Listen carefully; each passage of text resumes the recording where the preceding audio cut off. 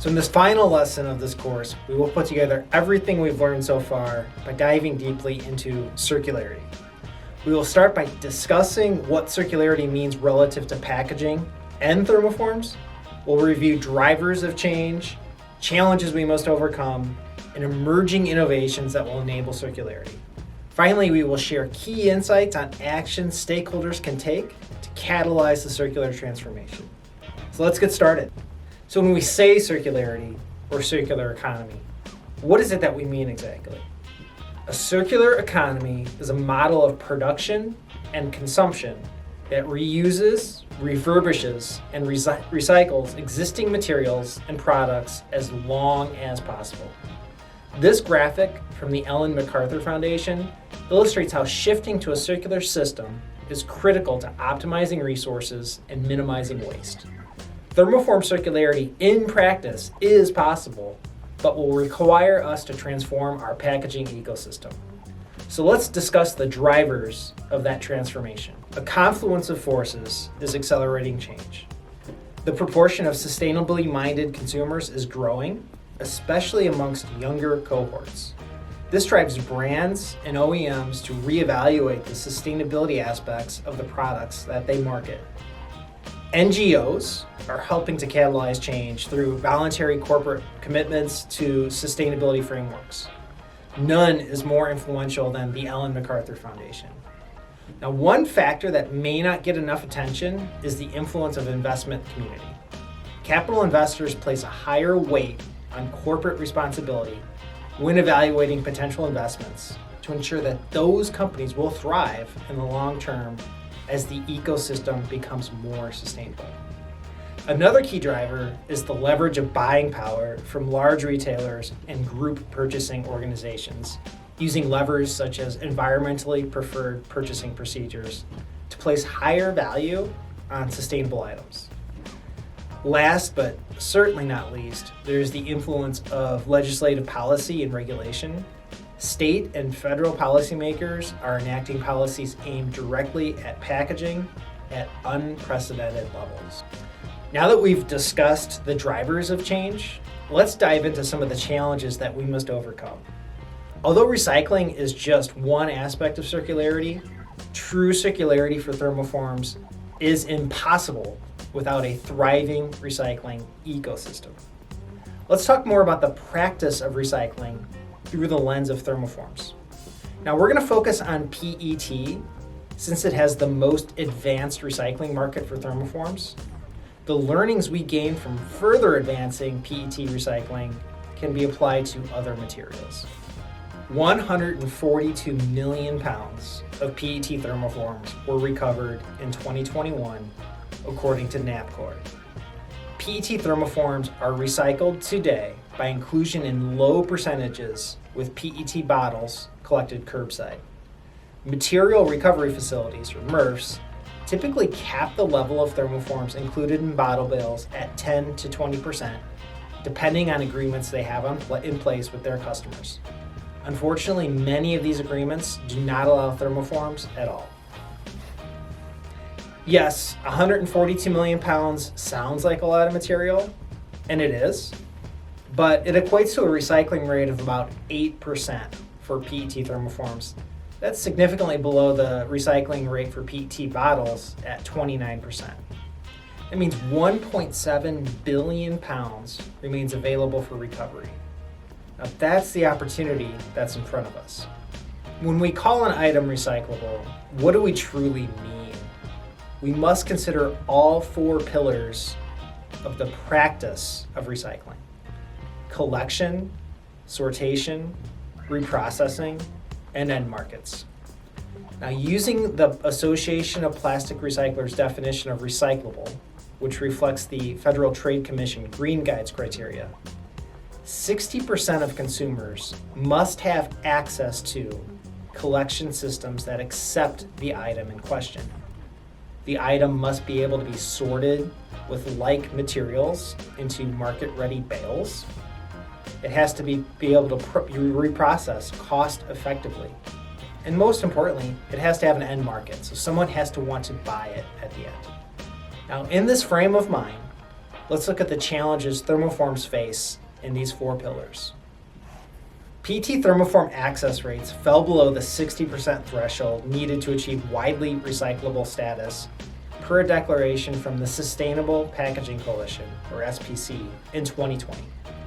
Simply put, not enough people have access to recycling programs that accept thermoforms. Bottles are commonly accepted in most programs, but trays and tubs are not always, even if they're made from the same exact material as the bottle. Now, the lack of recycling access for thermoforms results in a check locally qualified recycling claim for thermoformed articles at best by SPC's How to Recycle program. It's no surprise that America's recycling infrastructure needs modernization. And this is not a criticism of material recovery facility operators. The rapid evolution of packaging formats has placed significant burdens on our MRFs and on our recyclers. Packaging shapes, labels, adhesives, and ink choices can impact the ability to sort and reprocess recyclable items. Now, we know that PET thermoforms can be sorted into their own bales. However, to do this efficiently and cost effectively, investments are needed in state-of-the-art sortation technology like robotics, NIR sorters, and artificial intelligence. Recyclers that process PET thermoforms encounter some unique challenges. PCR material for packaging, especially bottles, requires additional processing steps to make sure the material can meet the application demands. This may include boosting the intrinsic viscosity, or IV, to improve physical properties. Thermoforms tend to have lower IV than bottles collected for recycling due to an additional heat history in the original manufacturing process. Additional considerations include contamination from look-alike packaging, color variation, and impact on labels on yields at the reclaimer. The feasibility of thermoform to thermoform recycling has been proven both in pilot scale and commercially. The pictures above are from a NAPCOR study confirming this feasibility. The pictures show the different contamination levels filtered out of recycled materials from different reclaimers, but using the same bale of thermoforms. This highlights the importance of understanding the impact of variation of technology used by reclaimers, the ability to effectively and efficiently process thermoforms in their process. A strong end market for thermoform PCR is necessary to create the necessary incentives for MRFs to sort and reclaimers to process recovered thermoforms. It's difficult to justify the capital investments needed to capture and process more thermoforms without a stable and mature market. The emergence of thermoform-only bales on the market demonstrates recovered thermoforms do have value. However, economic headwinds threaten to slow the adoption of PCR materials for all types. These headwinds include the cost benefit of using virgin plastics instead of PCR and the relatively low cost to landfill waste. So what's the upshot here? Thermoforms are at risk of deselection by policymakers and consumers if we do not improve recovery. Recovery needs to improve to ensure long-term viability. The good news is advancements in technology, brand PCR commitments, and industry collaborations are helping to accelerate progress despite headwinds. The industry is activated to develop solutions that increase the recovery of thermoforms. This is evident in collaborations such as the PET Recycling Coalition from the Recycling Partnership. This initiative is the most significant collaboration to date of brands, recyclers, converters, trade organizations, and resin suppliers focused on PET thermoform and opaque bottle recovery. The goal is to divert hundreds of millions of additional pounds of thermoforms and bottles from landfills to recyclers. I'm very excited to see the progress that collaborations like this make to increase the recovery of thermoforms. A very promising sign is the emergence of brand commitments for PCR recovered strictly from thermoforms. Trade organizations like Berry Sustainable are advocating for increased efforts to recover thermoforms. Driscoll's is an example of a national brand leading the way to thermoform circularity. They have committed to use PCR from thermoforms in their clamshell packaging. The method by which they built a supply chain for this material is a best practice that we can all learn from. And it further proves that recovered thermoforms have value. The rapid evolution of sortation equipment provides another reason for optimism. The rise of artificial intelligence and near-infrared sortation technology will improve thermoform capture rates and MRF efficiency. This is a must as packaging shapes and structures continue to evolve. These technologies require significant investment, underscoring the need for reliable market demand to justify the return on investment. Reprocessing technology is also advancing to keep pace with demand.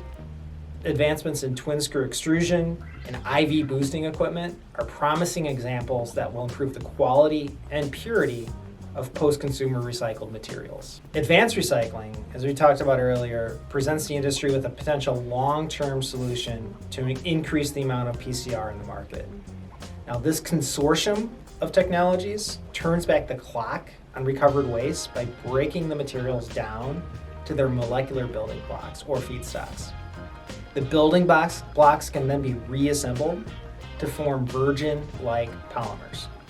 Advanced recycling is a potential solution for hard-to-recycle items like carpeting and thermoform structures with multiple material layers.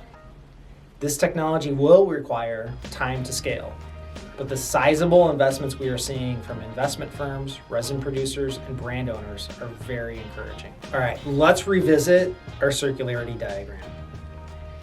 Even with a thriving recycling ecosystem, inclusive of all packaging formats like thermoforms, a need for virgin material will remain.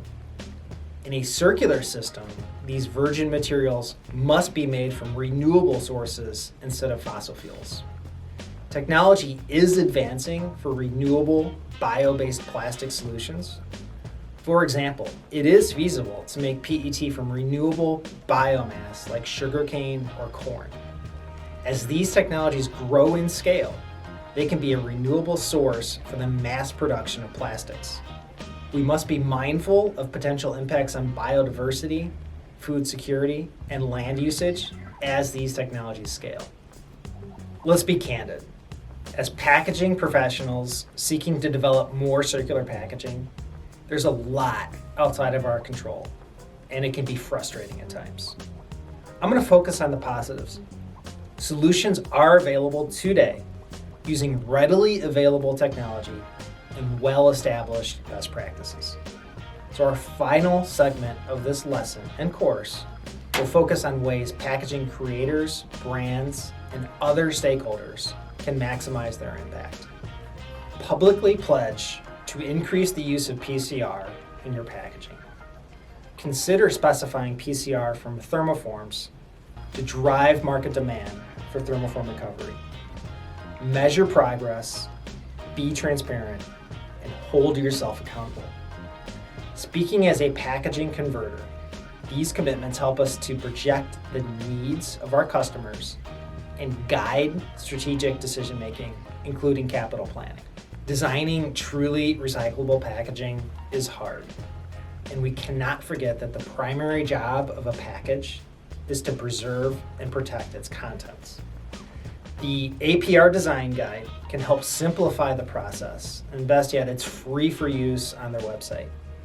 Use features deemed preferable to recycling and avoid features deemed detrimental to recycling whenever possible. Ensure that your packaging designers are fluent with these principles and ingrain them in your design and development process. Adding recycled materials to a package can require some compromise. If you're considering adding PCR to a package that you own, engage with internal groups to understand what is truly critical to quality and brand equity so that specifications are suitable for recycled materials, because there is more inherent variability. Adding PCR into a package often increases cost due to the typical price premium of PCR compared to virgin. So work with your suppliers to identify ways to reduce cost, like lightweighting, so that the effect of adding PCR is negated. Consumers want to purchase products from companies that are sustainable. This is going to be even more critical as younger cohorts grow their purchasing power. Do not be shy about sharing your sustainability story. Communicate your product's sustainability benefits to quench this consumer demand. The Hellmann's brand does an excellent job of this. You can visit their website and see "We are committed to PCR" in giant letters. Consumers overwhelmingly express a desire to recycle, but confusion, along with equitable access, is a primary reason why they do not. The How to Recycle label from the Sustainable Packaging Coalition provides very explicit directions on how to recycle a package. Deploy the label to avoid confusion and increase consumer confidence and trust in recycling. Recycling is very decentralized. It's very local, and capabilities will vary significantly from community to community. If you can tour a MRF in your area, jump at the opportunity. It isn't easy to appreciate the challenges recyclers face until you see the process with your very own eyes. Reach out to a local MRF to understand their unique capabilities. Determine how your packaging flows through their process and identify the true end-of-life outcomes your packaging is likely to experience. Ask yourself, is your product collected in their process? If so, how do they sort it out? What bale does it end up in? Who buys that bale? And what end markets use your recycled products? Understand their gaps and pain points and bring those back to your internal stakeholders for improvement opportunities. Engage with stakeholders at all levels of the packaging value chain. Share your needs in areas that they can help. Be specific. Know your organization's goals before you start these discussions. For example, instead of telling a supplier you need a more sustainable package, you could say, my company has a sustainability goal to reduce material usage by 20% by 2025. Here are 3 trays I've worked on that I think we can lightweight. We are open to material changes and design tweaks, but we cannot change X, Y, and Z. Starting from a specific and common understanding will lead to better outcomes for all. Increasing the circularity of all packaging types will require an unprecedented level of collaboration. Consider joining groups focused on improving recycling and find your unique contribution. A few of these outstanding organizations are shown here on this slide. Just know that the challenges we face as a packaging industry are too steep to face alone. We have to work together to make the progress that is rightfully expected of us. That concludes our course on thermoform circularity. Thank you for joining us on this journey.